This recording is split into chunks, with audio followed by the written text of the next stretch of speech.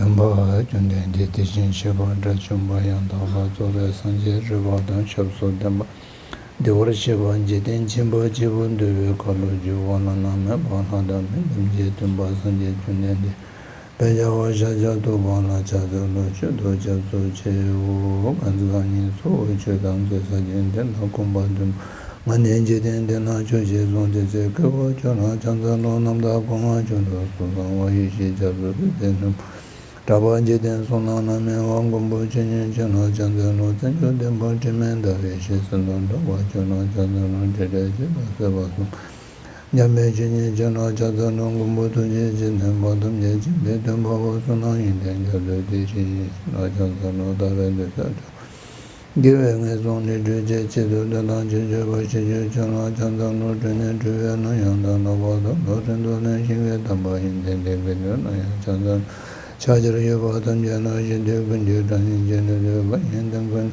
chodo deve zanzano kange tuze nyelone dāvatam yabham bejam tambe chune tenzebe kodam tena chācalo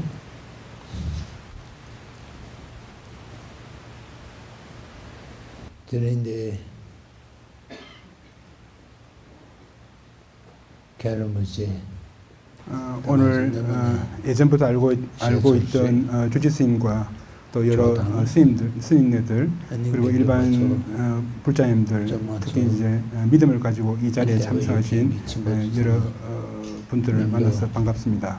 2012년에 저는 여기 한번 온 적이 있습니다. 오늘 이렇게 다시 이 자리에 오게 되어서 부처님의 가르침에 대해서 여러분들과 함께 논의할 수 있는 이런 귀한 인연을 가질 수 있도록 해주신 데 대해서 대단히 감사드리고 여러분들 만나서 반갑습니다.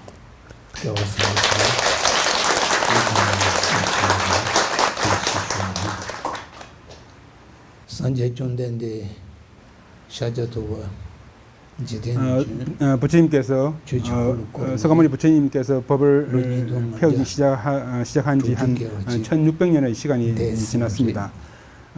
그렇지만 여전히 이 지구상에는 부처님의 가르침이 쇠퇴하지 않고 남아있고 오늘 우리가 살고 있는 이 21세기에 불교는 다른 모든 종교와 함께 모든 사람들에게 도움이 될 수 있는 어떤 그런 가르침으로 여전히 지금 이 지구상에 존재하고 있습니다.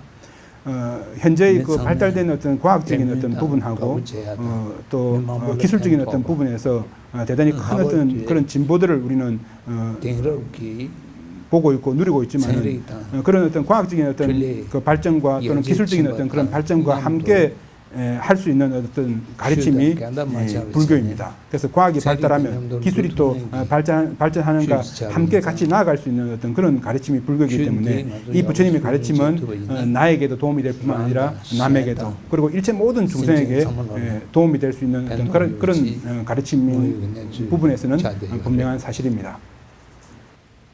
자각이 그것은 결국 나는데 우리가 기본적으로 지금 사람의 어떤 몸을 사람의 몸을 가지고 있으면서 부처님의 가르침을 들을 수 있는 이런 공간에 존재하는 이것은 티베트 텍스트에서는 10가지 원만함과 8가지 기회라고 하는 그 부분을 설명하고 있습니다. 즉 우리는 지금 부처님의 가르침을 실천할 수 있는 어떤 기회하고 조건을 가지고 있다라고 하는 것이죠. 그래서 지금 우리가 사람의 몸을 받은 사람이 지금 이 지구상에 한 70억의 어떤 그런 사람이 있는데 그 70억의 어떤 그런 사람 중에서 종교에 대해서 진심으로 종교에 대해서 관심을 가지고 있으면서 그 종교를 실천할 수 있는 사람들 대단히 극히 적은 어떤 숫자에 불과하고, 그런데 이 사람의 어떤 몸을 얻는다라고 하는 것은 대단히 어렵다라고 하는 거죠. 왜냐하면 사람의 몸을 얻기 위해서는 대단히 여러 가지 어떤 조건들이 갖춰져야 되는데 그런 여러 가지 어떤 조건들을 갖출 수 있는 어떤 조건들이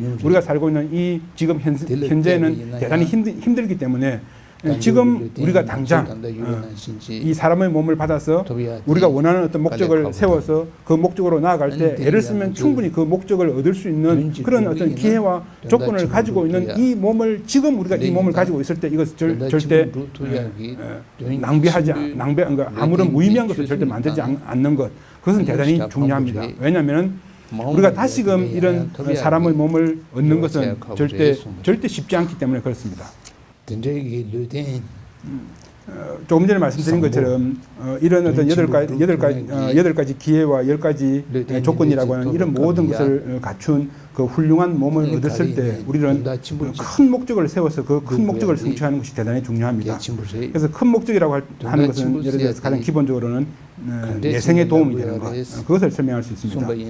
예를 들어서 현생에 우리가 먹고 마시고 자고 하는 이것만을 원하는 것, 그것은 절대 큰 목적이 될 수 없습니다. 왜냐하면 짐승들도 아니면 바깥에 있는 어떤 새들도 배가 고프면 먹을 것을 찾고 또 새끼를 낳기 위해서는 그 둥지를 만들고 또 알을 낳고 새끼를 낳고 난 다음에는 사람이 자식들을 돌보는 것처럼 새끼를 정성스럽게 돌보는 이런 일들은 짐승들도 충분히 하는 겁니다. 그래서 이런 짐승들도 충분히 할 수 있는 이런 일을 하면서 우리가 정말로 얻기 힘든 사람의 몸을 받아가지고 이 몸을 이런 목적에만 허비하고 생을 맞춰버린다고 한다면은 훌륭한 이 몸을 받은 것이 마치 짐승들과 똑같은 어떤 그런 인생을 사는 것은 너무나 무의미한 겁니다.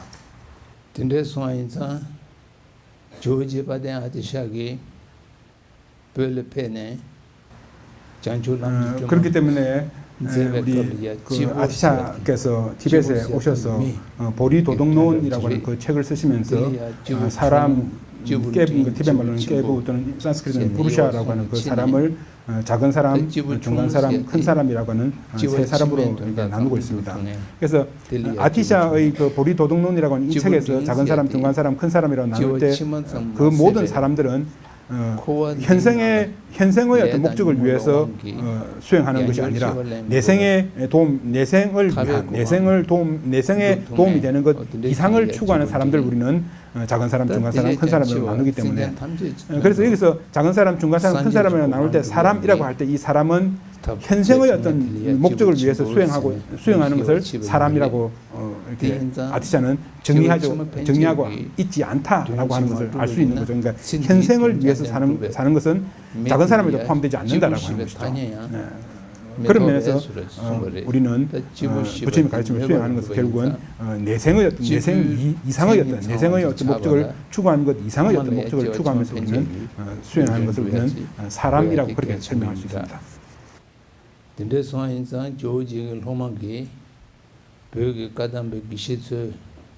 그렇기 때문에 까담파의 스승들께서 우리가 한두 달 동안 열심히 수행하면은 내생의 훌륭한 몸을 얻는 것을 성취할 수 있고 또는 한 해, 두 해, 1, 2년 동안 우리가 열심히 수행하면은 해탈을 추구하는 것을 우리는 얻을 수 있기 때문에 지금 우리가 사람의 몸을 받아 있고 우리들한테 남아있는 시간 동안 우리가 열심히 수행하면 까담파의 스승들이 말씀하신 것처럼 한두 달만 열심히 수행하면은 내생의 훌륭한 몸을 얻을 수 있고 1, 2년 우리가 열심히 노력해서 수행하면은 해탈을 얻을 수 있다고 그렇게 말씀하신 것처럼 우리한테 남아있는 시간 동안 우리가 열심히 노력하면 우리가 원하는 목적을 성취할 수 있을 겁니다.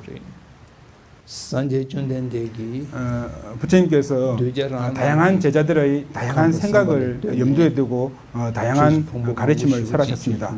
그래서 부처님께서 다양한 제자들의 어떤 다양한 생각을 만족시킬 수 있는 다양한 가르침을 설하셨기 때문에 이런 어떤 부처님의 가르침을 한 사람이 한 생에 이 부처님의 가르침을 다 성취한다는 것은 상당히 어려운 어떤 그런 문제일 겁니다. 그래서 이제 아티샤께서 보리도동론이라고 하는 이 가르침 속에서 부처님께서 설하신 가르침을 3장으로 설명할 때 그 3장의 어떤 모든 가르침을 세 사람, 조금 전에 설명드린 것처럼 작은 사람, 중간 사람, 큰 사람이라고 하는 세 사람의 길로 부처님께서 설하셨던 이 3장의 가르침을 이제 설명해 주신 그런 부분들을 정리를 해 두셨기 때문에 이런 어떤 아티샤의 그 보리도동론이라고 하는 이런 가르침을 근거로 한다면 우리가 불교를 처음 접한 어떤 사람들도 이 부처님의 모든 가르침을 한 사람이 한 생에 충분히 이제 수행하면서 성취할 수 있는 그 길을 이해하는 데 큰 도움이 될 것입니다.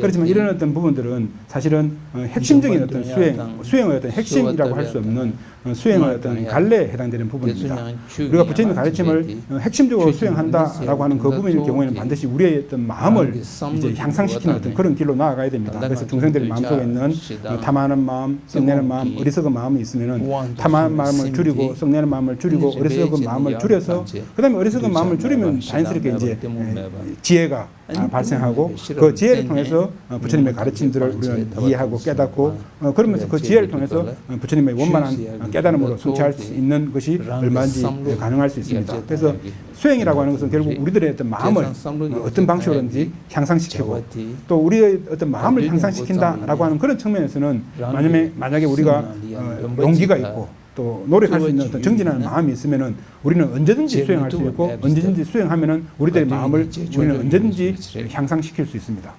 가장 중요한 어떤 첫걸음은 훌륭한 스승을 찾는 겁니다. 그래서 충분한 자격을 갖추고 있는 훌륭한 스승을 찾아서 그 훌륭한 스승으로부터 올바른 부처님의 가르침을 듣는 것, 그 가르침을 듣고 난 다음에 우리가 수행하는 것, 이게 우리들이 이제 불교적인 가르침을 행할 때 가장 중요한 어떤 첫걸음이 됩니다. 그래서 훌륭한 스승을 찾는 것은 대단히 중요하고 그 훌륭한 스승에 대해서 찾도록 열심히 노력해서 그러고 난 다음에 훌륭한 스승을 만나고 그 훌륭한 스승에 대한 어떤 믿음을 절대 잃지 않는 어떤 그런 토대에서 스승이 하시는 말씀을 듣는 것이 대단히 중요합니다. 그러고 난 다음에 이제 듣는 것에서 생긴 지혜가 있으면 듣는 것에서 생긴 지혜를 바탕으로 해서 내가 스스로 조용히 생각하면은 생각하는 것에서 생기는 지혜가 생깁니다. 그리고 이제 이렇게 생각하는 지혜가 생기면 그 생각하는 지혜를 좀 더 깊이 있게 수행하는 것이 결국은 행을 통해서 수행을 통해서 생기는 지혜의 방식입니다. 그래서 부처님의 가르침을 수행한다라고 하는 것은 이런 어떤 차제로 듣는 것에서 생기는 가르침을 들으면서 듣는 것에서 생기는 지혜가 생기고 그다음에 생각하는 것에서 생기는 지혜, 그다음에 생각하는 그 지혜를 바탕으로 해서 수행하는 것을 통해서 생기는 지혜, 이 세 가지 지혜를 완성하는 것, 그것이 결국 우리들의 수행의 핵심이 되는 겁니다.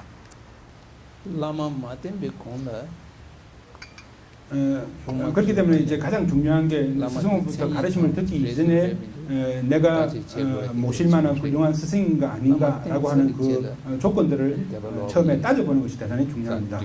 그래서 만약에 그렇지 않고 그냥 스승으로 모시고 난 다음에 스승에 대한 믿음을 잃어버리는 것은 대단히 큰 어떤 허물이 되기 때문에 제일 먼저 스승으로 모시기 전에 이제 우리 대승장흥병론에서 설명하고 있는 스승의 조건이 10가지가 있습니다. 그 10가지의 어떤 조건들은 결국 간단하게 설명하면은 스승이 부처님의 어떤 가르침의 어떤 길에 대해서 설명하고 있을 때 스승이 스스로가 제자들에게 설명하는 그 길을 스스로가 가고 있는가라고 하는 부분들을 먼저 살펴보고 또 스승이 설명하고 있는 그 가르침을 스승도 충분히 그것을 이해하고 있으면서 수행하고 있는가 없는가라고 하는 것을 잘 살펴보라고 하는 거죠.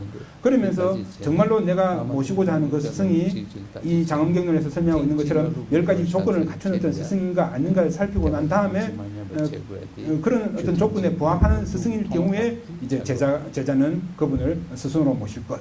그리고 스승도 제자를 받을 때 또는 제자를 받을 때 제자가 부처님의 가르침을 제대로 실천할 수 있는 어떤 그릇이 되는가 되지 않는 것을 잘 보면서 또 제자는 스승을 또 스승은 제자를 잘 살펴서 스승과 제자의 어떤 조건을 완성하고 난 다음에 스승과 제자가 되고 제일 중요한 것은 결국은 스승과 제자가 되고 난 다음에는 절대 스승에 대한 믿음을 잃지 않는 것 그것이 대단히 중요합니다.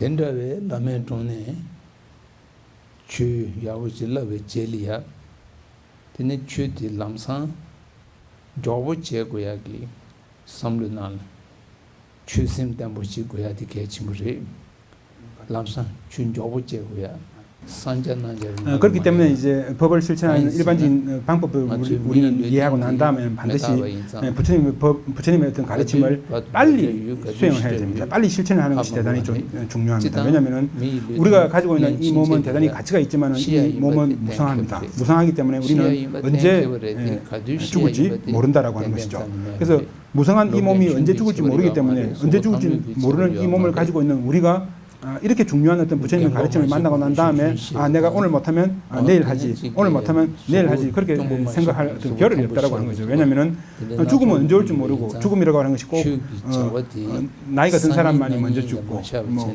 아니면 아픈 사람이 먼저 죽고 그런 것 절대 아니라고 하는 거죠. 젊은 사람도 언제든지 죽을 수 있고 몸이 튼튼한 사람이 건강한 사람도 언제든지 죽을 수 있기 때문에 그런 어떤 점들을 우리가 생각한다면 언제 죽을지 모르는 이 몸을 가지고 있는 우리가 오늘 못하면 그냥 내일 하지 오늘 못하면 내일 하지 그런 방식으로 부처님의 어떤 수행을 미뤄서는 절대 안 된다고 하는 거죠. 그렇기 때문에 까담파의 훌륭한 어떤 스승들도 내일 미루다 보면은 죽음이 오늘 당장 우리를 찾아올 수도 있다라고 하는 그것을 떠올려서 생각해서 부처님의 법을 수행하는 것이 중요하다라고 하는 것을 알았으면 오늘 당장 우리가 수행하고 내일로 절대 미루지 않는 것 그것이 대단히 중요합니다. 그렇기 때문에 이제 우리 죽음이라고 하는 것은 대단히 무상하다라고 하는 그 부분들을 계속 올려 생각하면서 우리들이 말을 하는 것이든 생각하는 것이든 우리들이 행동을 하는 것이든 그 모든 것을 부처님의 어떤 법으로 옮겨 갈 수 있는 어떤 기회를 만드는 것이 대단히 중요합니다.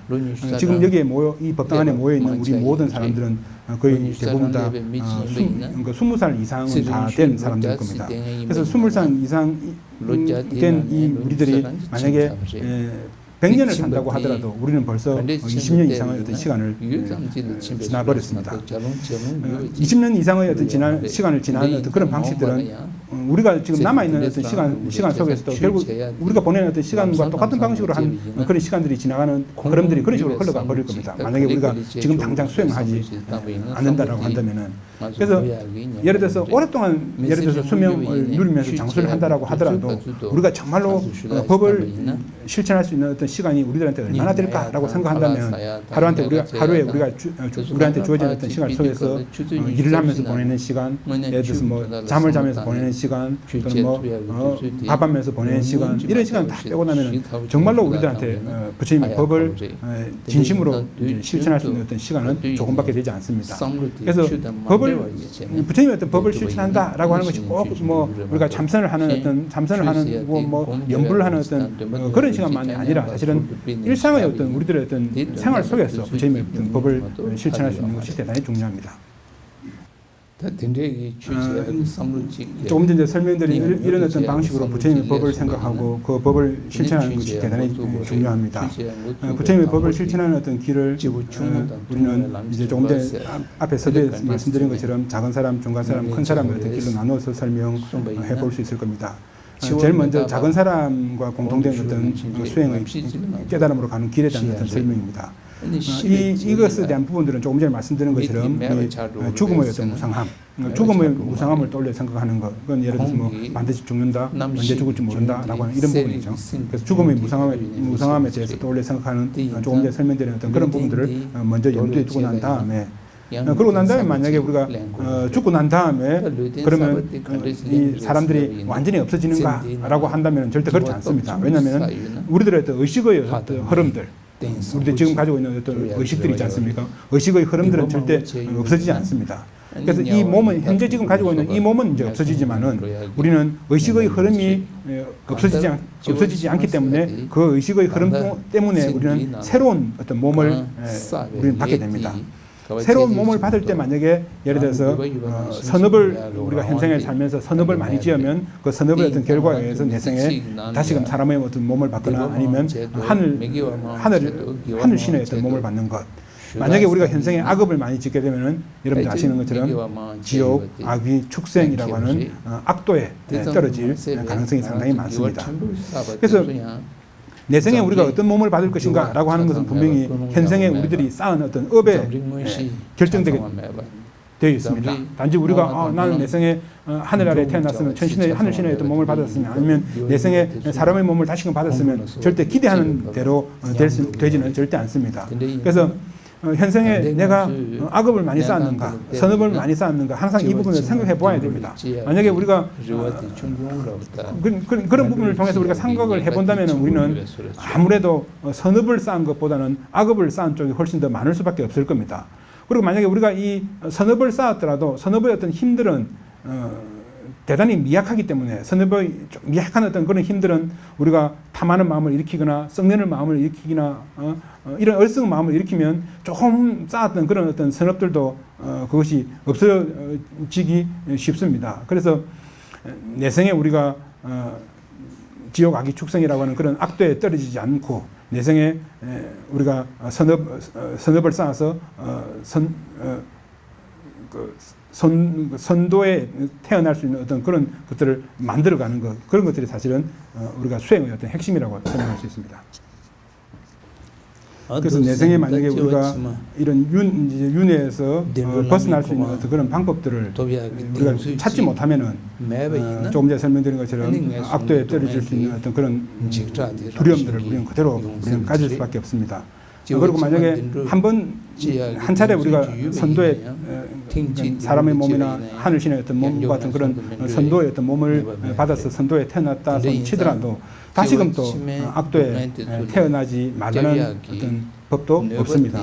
그렇기 때문에 어떻게 살펴보면 어떤 측면에서 살펴보면 우리 중생들에게는 큰 어떤 힘이 없습니다. 잘못된 악도에서 완전히 벗어날 수 있는 힘이 없기 때문에 힘이 없는 우리들이 이 악도에 떨어질 수도 모른다라고 하는 어떤 그런 어떤 두려움에서 벗어나기 위해서는 우리들에게 힘을 줄 수 있는 어떤 대상에게 우리는 의지하는 것이 대단히 중요합니다. 그 우리들의 의지할 수 있는 어떤 대상이 여러분들이 아시는 것처럼 부처님의 어떤 가르침, 그다음에 부처님의 가르침에 따라서 수행하는 승가라고 하는 불법성 삼보입니다. 그래서 불법성 삼보는 모든 고통에서 일체 모든 중생들을 구할 수 있는 힘이 있습니다. 힘이 있기 때문에 우리는 그 대상에게 귀하는 겁니다. 그래서 불법성 삼보에게 귀하는 이 삼귀의를 통해서 이 삼귀의는 부처님의 어떤 법으로 들어가는 어떤 문이 되는 거죠. 그래서 삼귀의 어떤 마음이 우리 마음속에서 일어나야지만 그 사람을 우리는 부처님의 제자라고 그렇게 설명할 수 있습니다. 그래서 내생에 우리가 잘못된 어떤 땅에 태어날지도 모른다라고 하는 어떤 그런 어떤 두려움에서 확실히 구해줄 수 있는 그 힘이 불법성 삼보에게 있다라고 하는 것을 알고 그런 불법성 삼보에 대해서 믿음을 일으키는 것이 대단히 중요합니다. 그래서 부처님은 가르침을 통해서 우리들에게 힘을 줄 수 있는 어떤 힘이 부처님에게는 있다라고 하는 부분도 하고 또 그 부처님께서 법을 통해서 우리들한테 일러주는 그 가르침이 결국 우리들을 구해줄 수 있는 어떤 힘이 있다라고 하는 부분하고 부처님의 가르침을 닦아서 수행하면서 깨달음의 어떤 문턱에 들어갔거나 그 가르침을 수행하는 대중들은 중생들을 구해줄 수 있는 어떤 힘이 있다라고 하는 그런 부분을 통해서 그 불법성 삼보의 어떤 공덕을 힘을 떠올려 생각하면서 그 불법성 삼보에게 의지하면 우리는 내생에 잘못된 어떤 땅에 떨어질지도 모른다라고 하는 두려움에서 벗어날 수 있는 희망을 우리는 삼보의 어떤 믿음을 통해서 우리는 찾을 수 있을 겁니다. 네버섭 진부지 예를 들어서 큰 병을 앓고 있는 환자는 그 병을 완전히 치료해서 그 병에서 완전히 벗어나기 위해서는 세 가지 조건을 갖춰야 됩니다.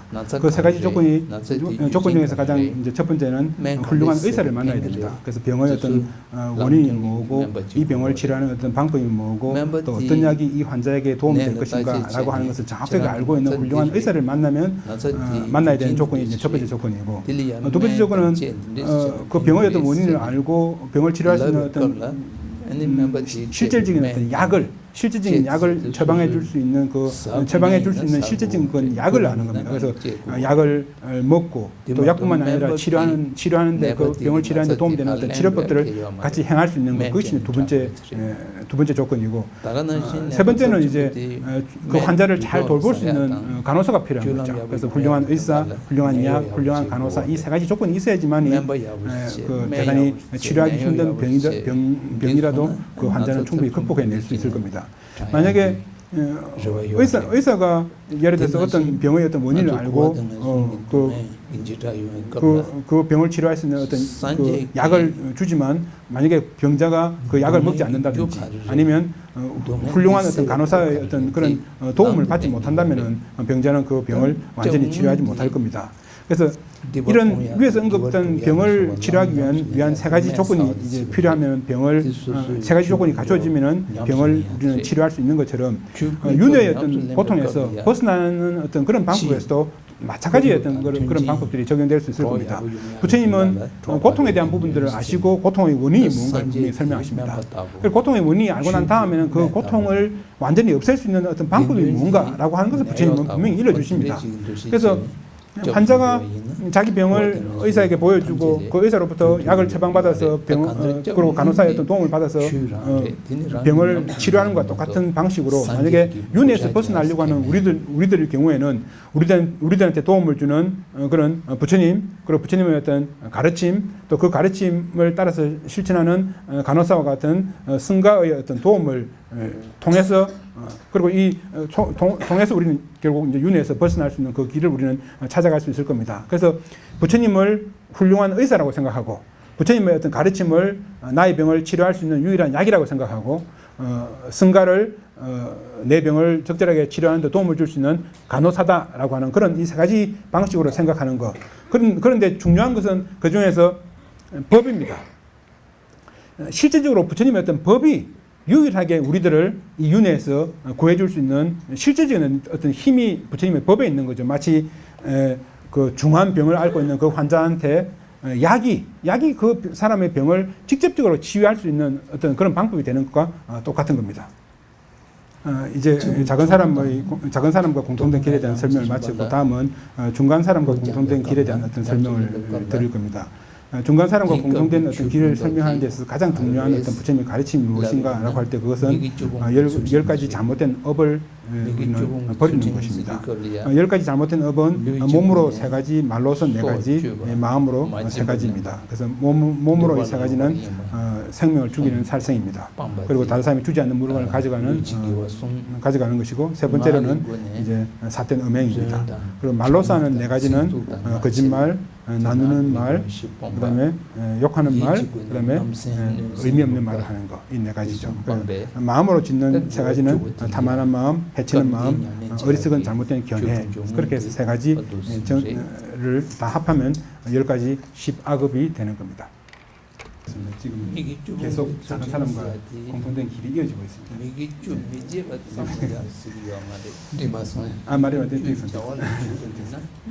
그래서 우리가 조금 전에 말씀드린 것처럼 10악업을 행하지 않는 것이라고 하는 그 부분들이 대단히 중요합니다. 그래서 10가지 잘못된 업을 행하지 않는 것 대단히 중요한데, 근데 단지 그냥 잘못된 어떤 업을 그냥 짓지 않는 것, 그것만 가지고 우리는 10악업의 어떤 계를 완성한 것이냐라고 하면은 그건 그렇지 않다라고 하는 것이죠.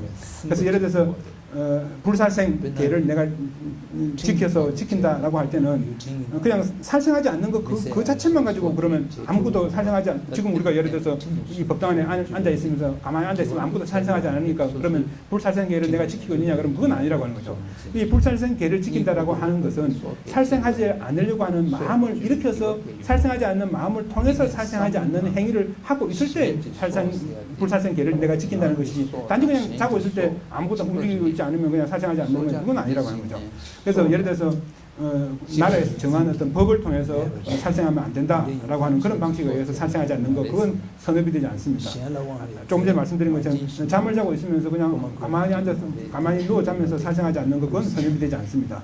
그래서 불살생계를 내가 지키고 있다라고 할 때는 우리들의 어떤 마음을 통해서 예를 들어서 나의 어떤 생명은 남의 어떤 생명하고 똑같으니까 모든 생명은 그만큼 다 귀중하니까 나는 절대 다른 어떤 생명을 절대 죽이지 말아야지라고 하는 그런 마음을 일으켜서 예를 들어서 걸음을 걸어갈 때도 예를 들어서 조그만 개미들이 내 발에 밟혀서 죽지 않으려고 죽지 않기 위해서 항상 이렇게 조심해서 다닐 때 그때 이제 불살생계라고 하는 것이 우리들의 마음속에서 일어나는 것이지 그런 마음 없이 그냥 가만히 앉아서 그냥 살생하지 않고 가만히 앉아 있으면 그건 아무런 특별한 의미가 있는 것이 아니라고 하는 것이죠.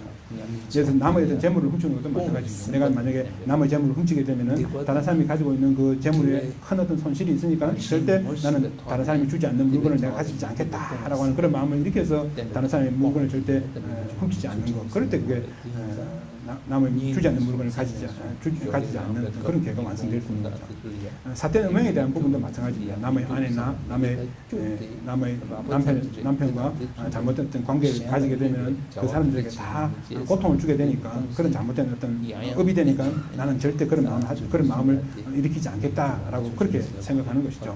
그래서 하지 않으려고 하는 마음을 일으켜서 그 잘못된 행위를 하지 않을 때 우리는 십악업계를 우리는 정확하게 실천하고 있다라고 우리는 그렇게 설명할 수 있습니다. 그렇기 때문에 이것은 대단히 중요하기 때문에 왜냐하면 잘못된 업을 지으면 우리 앞에 설명드린 것처럼 당연히 악도에 태어날 수 있는 가능성이 훨씬 높아지기 때문에 잘못된 업을 짓지 않으려고 하는 노력들을 우리는 계속적으로 하는 것이 좋은데 이런 노력들도 그냥 오늘 설법만 들었으니까 설법 들었을 때 한번 생각하고 그냥 다 잊어버리는 것이 아니라 아침에도 떠올려 생각하고 점심에도 떠올려 생각하고 저녁에도 떠올려 생각하면서 나는 언제라도 절대 남의 생명을 해치지 않겠다라고 하는 그런 마음을 항상 일으키는 것 거듭거듭 일으키는 것이 대단히 중요합니다. 그래서 이제 일반적인 어떤 그런 방식으로 설명하면 예를 들어서 악업을 조금 전에 설명드린 10가지 악업을 당연히 짓게 되면은 악도에 태어나고 이제 10가지 악업을 짓지 않고 그걸 지키게 되면 선도에 태어나는 것은 당연합니다. 그런데 한 차례 이제 예를 들어서 뭐 사람의 몸을 받거나 하늘 신의 몸을 받는 이런 선도에 태어났더라도 그러면 한 차례 하늘나라에 사람의 몸을 받거나 하늘 신의 어떤 몸을 받더라도 그럼 그것이 계속 영원히 유지될 수 있느냐 그러면 절대 그렇지 않습니다. 왜냐하면 선도에 태어났더라도 얼마든지 나쁜 악도에 얼마든지 태어날 수 있고 하기 때문에 그렇습니다. 그래서 예를 들어서 부처님께서 제자들에게 그런 말씀을 하신 거죠. 선도, 즉 그러니까 사람의 몸이나 선도에 태어나서 다시금 선도에 태어나서 다시금 선도에 태어나서 악도에 태어나는 거, 또 악도에 태어나서 악도에 태어나는 거. 여러분 잘 들어보십시오. 그래서 선도, 좋은 땅에서 나쁜 땅으로 태어나는 거, 나쁜 땅에서 나쁜 땅으로 태어나는 것, 그것은 이 산하 대지의 모든 흙먼지고 나쁜 땅에서 좋은 땅으로 태어나는 것, 좋은 땅에서 좋은 땅으로 태어나는 것은 손톱 위에 있는 흙이라고 하는 거죠. 그런 식으로 설명될 수 있기 때문에 좋은 땅에서 좋은 땅으로 태어나는 것, 나쁜 땅에서 좋은 땅으로 태어나는 것은 그만큼 어렵다고 설명드릴 수 있습니다.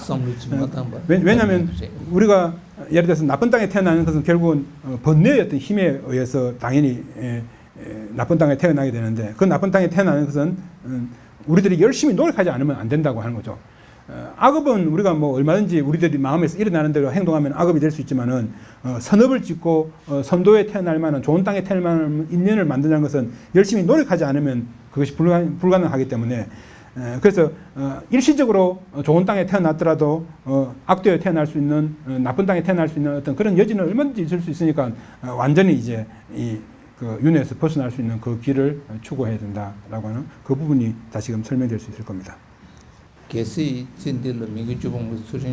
그래서 예를 들어서 10선업을 잘 닦아서 좋은 땅에 태어났다 손 치더라도 영원한 어떤 즐거움이 주어질 수 있느냐라고 한다면 절대 그렇지 않습니다. 왜냐하면 끊임없이 변화하는 어떤 고통이 있습니다.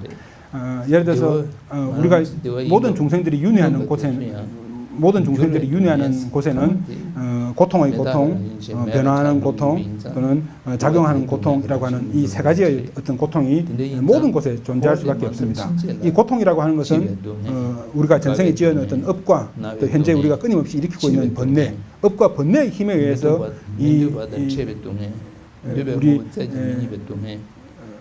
유료의 어떤 번뇌가 결부되어 있는 모든 유료의 어떤 모든 선업은 결국 업과 번뇌의 어떤 그런 힘에 의해서 결정된 어떤 그런 결과이기 때문에 그것은 조금 전에 설명드린 것처럼 이 세 가지 고통, 고통의 고통, 변화하는 고통, 작용하는 고통이라고 하는 이 세 가지에서 자유로울 수 있는 어떤 것은 아무것도 없습니다. 그렇기 때문에 우리는 이제 윤회에서 왜냐하면 윤회에는 모든 땅에 고통이 있으니까 윤회에서 완전히 벗어나는 방법, 그 방법이 무엇인가라고 하는 그 방법을 우리는 추구해야 됩니다.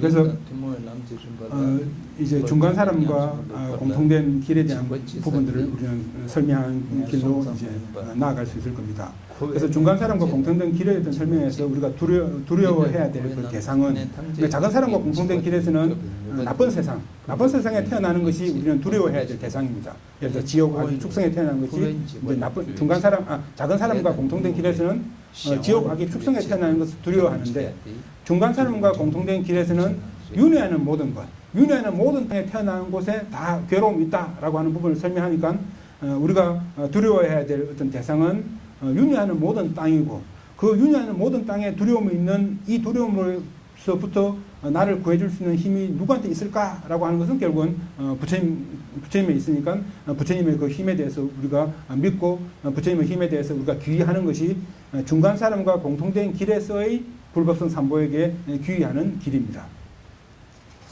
일체 모든 종생들이 윤회에서 벗어나지 못하는 그 근본적인 원인은 우리 모든 종생들은 업을 쌓기 때문에 그렇습니다. 예를 들어서 업 중에서도 선한 업을 쌓으면 이제 좋은 땅에 태어나고 만약에 나쁜 업을 쌓으면 나쁜 땅에 태어나게 됩니다. 그래서 업 때문에 우리는 좋은 땅에도 태어나고 나쁜 땅에도 태어나는데 그러면 업은 우리는 왜 쌓게 되는 겁니까? 업은 번뇌 때문에 쌓게 되는 겁니다. 그래서 번뇌에는 많은 어떤 갈래가 있는데 그 많은 어떤 번뇌를 이제 간단하게 설명하면은 탐하는 마음, 썩내는 마음, 어리석은 마음 이 세 가지 우리는 설명할 수 있습니다.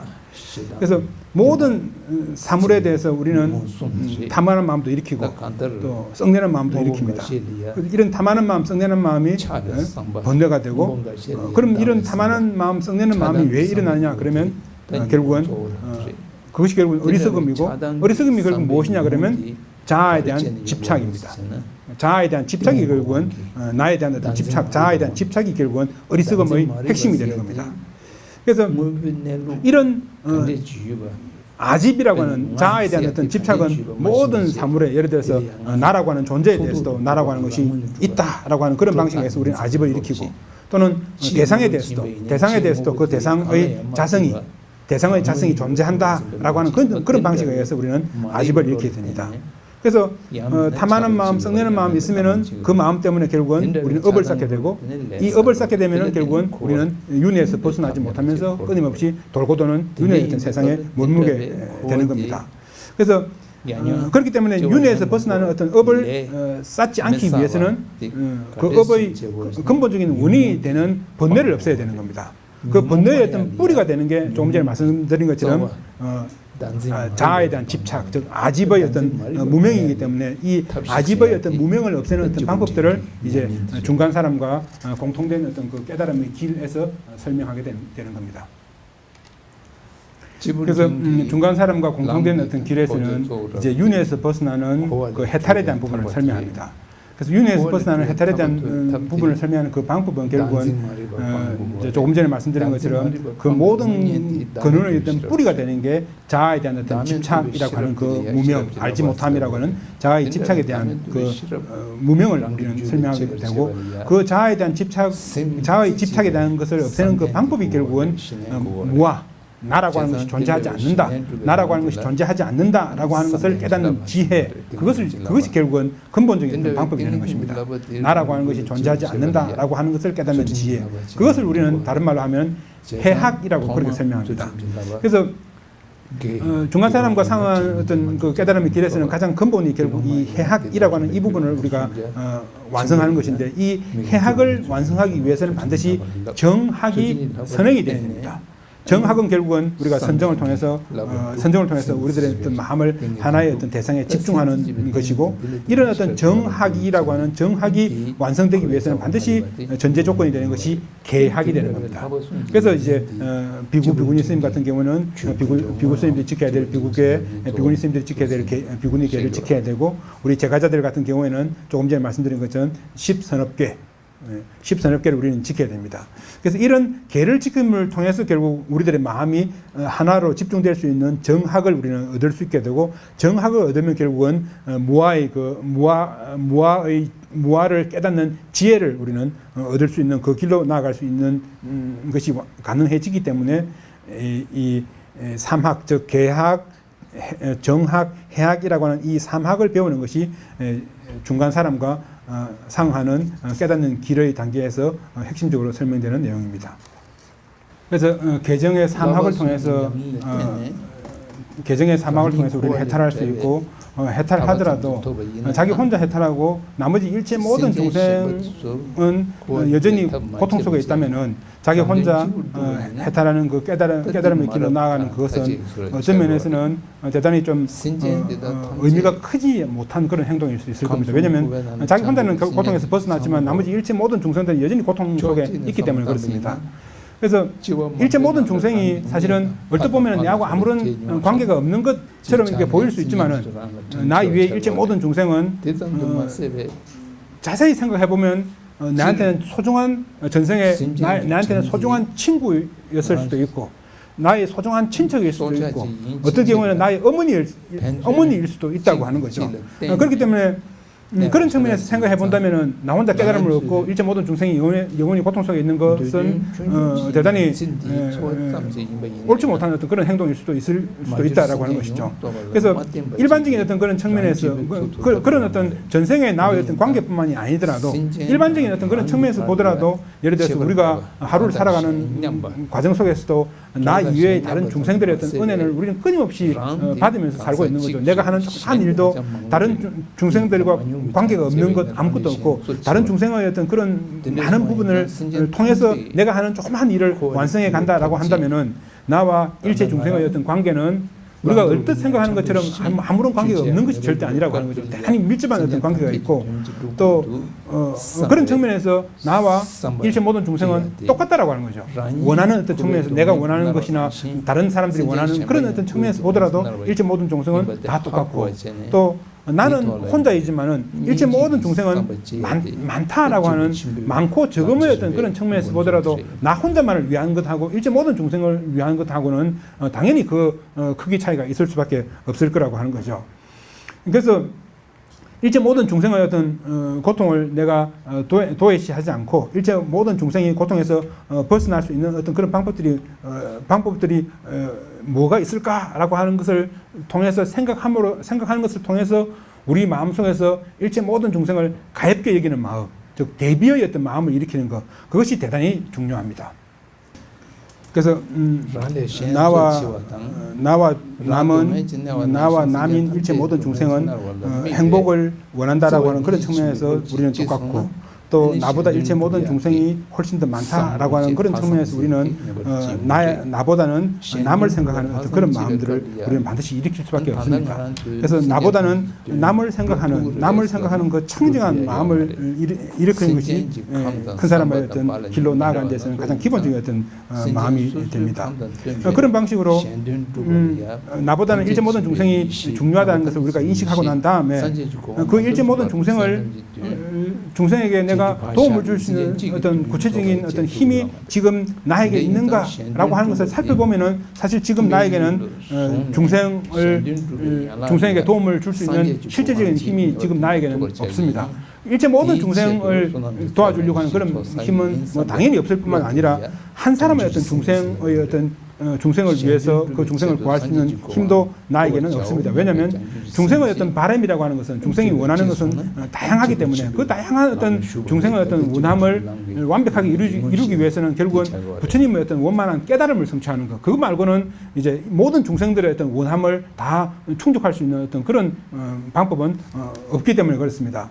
그래서 그런 것을 염두에 생각하면서 일체 모든 중생을 염두에 두고 그 모든 중생들의 어떤 바람을 완성하기 위해서 나는 부처님의 깨달음을 성취하겠습니다라고 하는 그런 마음을 일으키고 그 부처님의 깨달음을 성취하기 위해서 우리는 공덕의 자량 또는 지혜의 어떤 자량을 쌓겠습니다라고 하는 그런 마음을 일으키는 것. 그것이 결국은 우리는 깨닫는 마음이라고 설명할 수 있는 보리심입니다. 그래서 남을 위해서 일체 모든 중생을 위해서 부처님의 깨닫는 마음을 부처님의 깨달음의 마음을 성취하겠습니다라고 하는 그 깨닫는 마음인 보리심을 일으킬 때 우리는 큰 사람의 길로 나아가는 공통된 어떤 길이라고 그렇게 설명할 수 있습니다.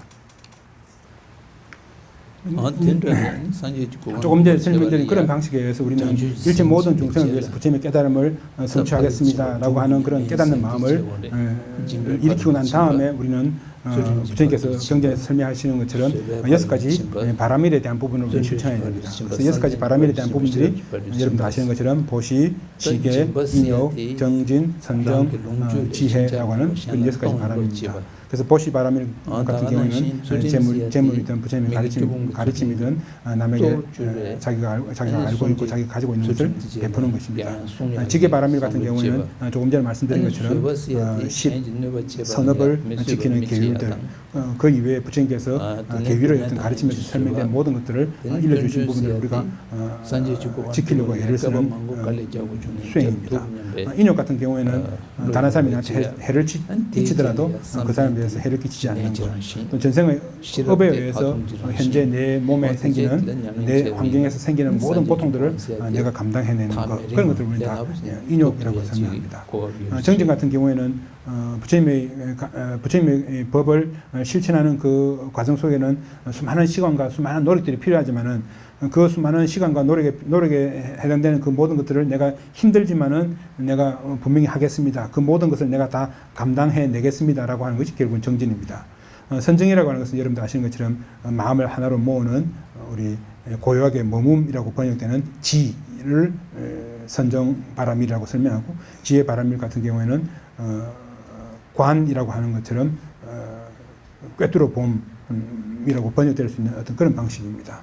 그래서 우리가 만약에 위에서 설명드린 것처럼 이제 깨닫는 마음, 즉 보리심을 일으키고 난 다음에 여기서 조금 전에 설명드린 이 6가지 바라밀들을 우리가 지속적으로 노력한다면 부처님의 그 깨달음을 우리는 충분히 성취할 수 있을 겁니다. 그래서 지금까지 말씀드린 것이 사실은 이제 작은 사람, 중간 사람, 큰 사람이라고 세 사람의 길에 대한 어떤 부분들을 자세하게 이제 설명하지는 못했지만 대충 거칠게 제목 정도라도 쭉 나열하면서 설명을 드린 겁니다.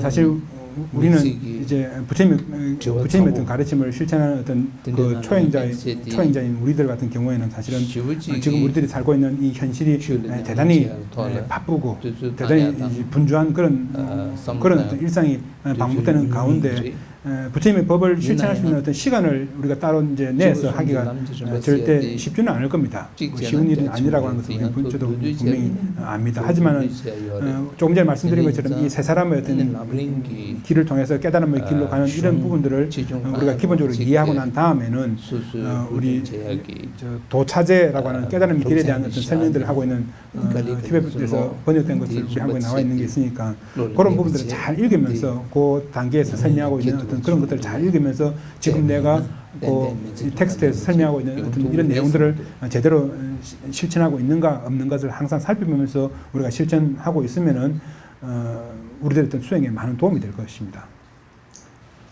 그래서 출가한 스님들 같은 경우에는 이제 한평생 절에 머무시면서 부처님의 가르침을 수행해야 되고 그런 면에서는 수행할 시간이 어떤 면에서는 제가자보다 훨씬 많을 수 있을 겁니다. 그렇지만 이제 제가자들 같은 경우에는 예를 들어서 뭐 사회생활도 해야 되고 또 가정생활도 해야 된다라고 하는 그런 측면 때문에 그러니까 수행할 직접적으로 수행할 어떤 시간이 많지 않은 것은 분명합니다.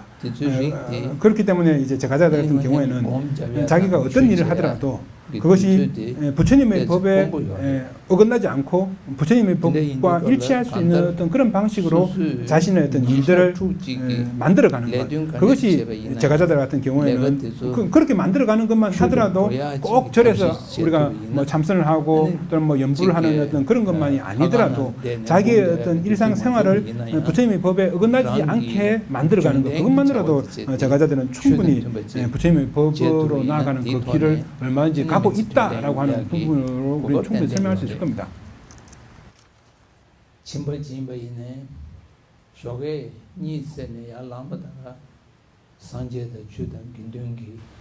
그래서 제가자들 같은 경우에는 아침에 일어나자마자 이제 불법성 삼보에게 귀의하는 마음을 일으키고 그리고 오늘 내가 하루 시간을 보내는 이 하루 시간 동안에 가능한 한 악업을 짓지 않고 가능한 한 선업을 짓겠습니다. 가능한 한 남을 이롭게 하겠습니다. 가능한 한 남을 해치지 않겠습니다. 라고 하는 그런 마음을 다 일으키면 대단히 좋을 겁니다.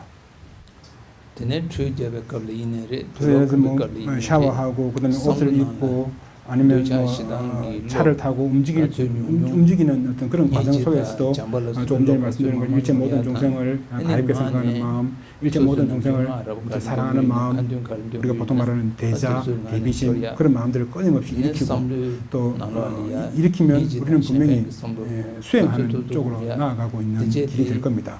그래서 마음속으로 생각을 통해서도 이타심을 일으키고 또 이타심을 일으키는 어떤 그런 방식들이 꼭 우리가 가부좌를 털고 앉아 있으면서 수행하는 어떤 그런 것만이 아니더라도 일상생활 속에서 우리가 일을 하고 있는 상황 속에서도 차를 몰고 있는 상황 속에서도 일체 모든 중생을 떠올려서 그 중생들의 고통을 떠올려 생각하고 일체 중생들에게 도움이 되는 것을 생각하면 얼마든지 우리가 수행을 할 수 있고 또 얼마든지 이런 어떤 노력들을 계속해 나가면 잘못된 업을 짓지 않고 좋은 어떤 선한 어떤 업을 얼마든지 우리는 지어 나갈 수 있을 겁니다.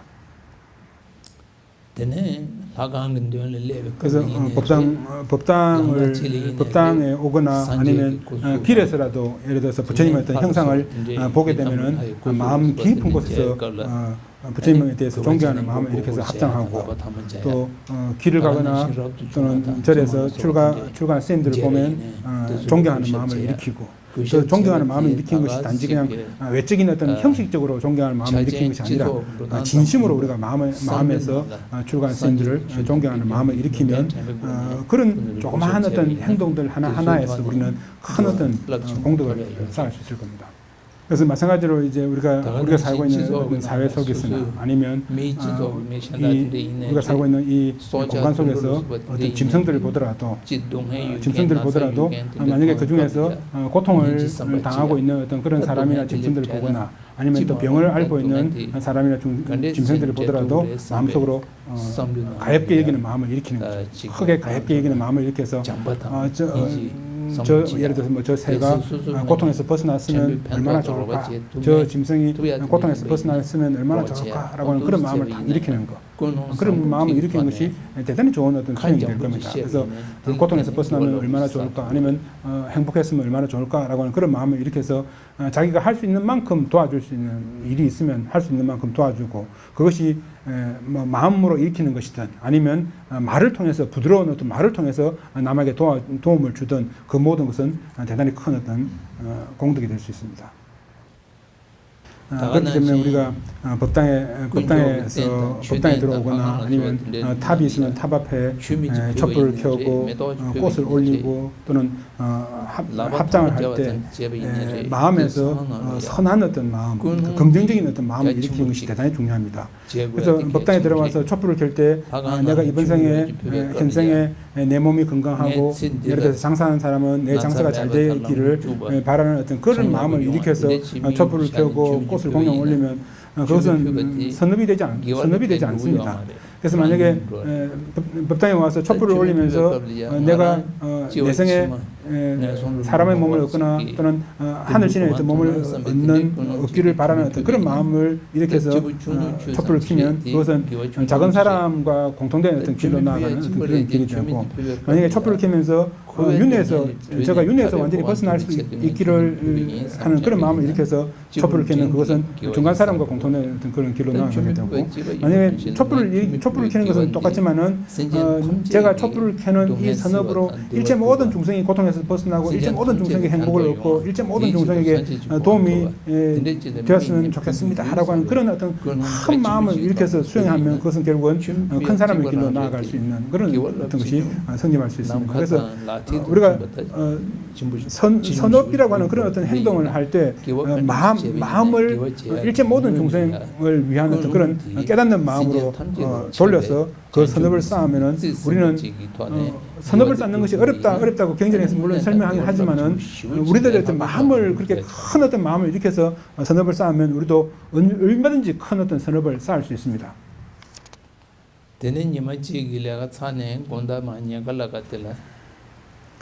그래서 이제 저녁이 돼서 하루 일과를 다 마친 어떤 그런 상황에서는 내가 오늘 어떤 선업을 지었지라고 한번 좀 되돌아보라고 하는 거죠. 그래서 내가 오늘 어떤 선업을 지었지, 내가 어떤 악업을 지었지 이렇게 되돌아보는 것이 필요합니다. 그래서 만약에 악업의 어떤 종류에서 내가 탐하는 마음이나 썩내는 마음을 일으킬 때는 반드시 후회하는 마음을 일으키고 또 다시는 이런 어떤 잘못된 일을 하지 않겠다라고 하는 참여하는 어떤 마음을 일으켜야 되는 거죠.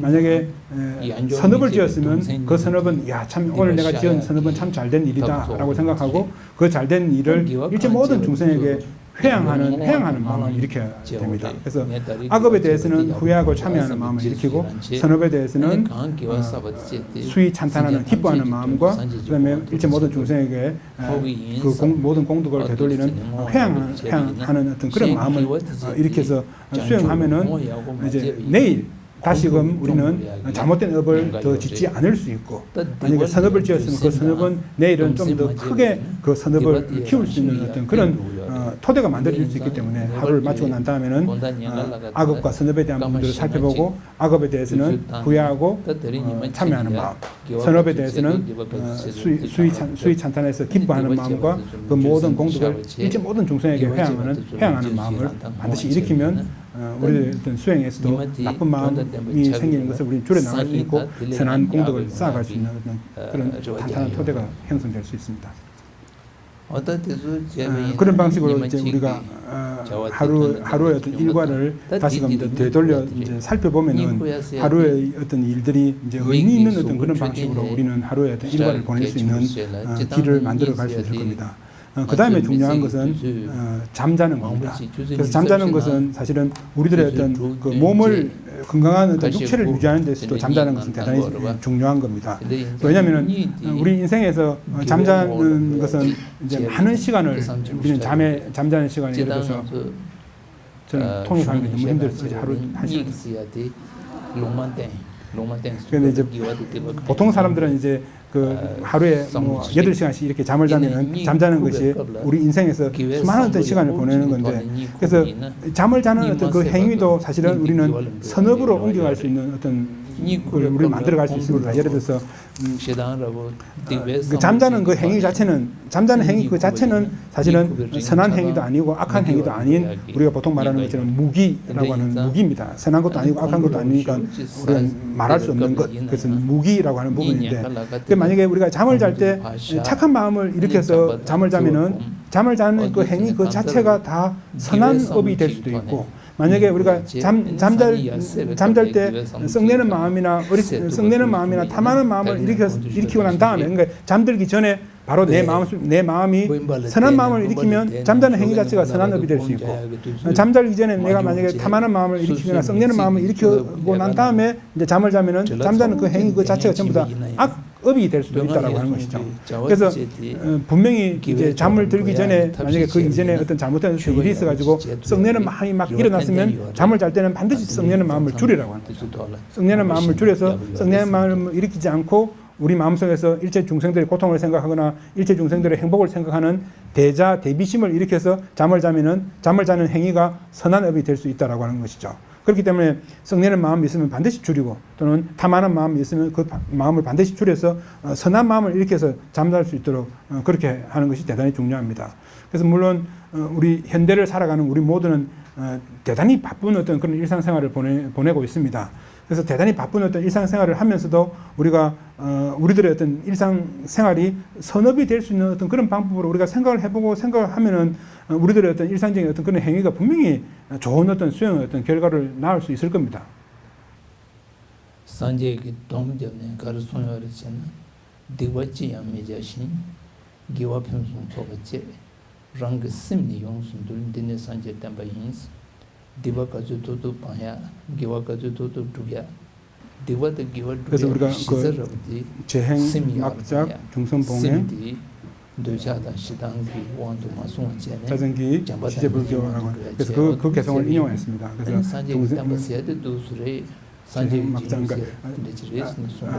재앙, 막장 모든 이제 잘못된 것을 우리가 짓지 않고 모든 선을 우리가 할 수 있는 그 행하고 그렇게 해서 우리들의 마음을 잘 정화하면 그것이 부처님의 가르침이다라고 하는 그런 어떤 부처님의 말씀처럼 우리가 출가한 스님이든 제가자든 우리가 할 수 있는 만큼 열심히 노력해서 우리들의 어떤 마음을 이제 변화시킬 수 있는 어떤 그 길로 나아갈 때 분명히 우리들의 어떤 수행의 어떤 길로 나아갈 수 있는 부분이 가능할 겁니다. 그래서 제가 제가 한국말을 잘 모르기 때문에 통역의 어떤 힘을 빌어서 여러분들께 제가 설명드릴 수 있는 어떤 내용들을 설명드렸습니다. 그래서 여러분들과 이런 어떤 훌륭한 어떤 그런 만남의 어떤 자리를 가질 수 있도록 준비해 주신 여러분들께 대단히 고마운 어떤 말씀을 드립니다. 그리고 통역을 해준 통역자에게도 고마운 마음을 전합니다.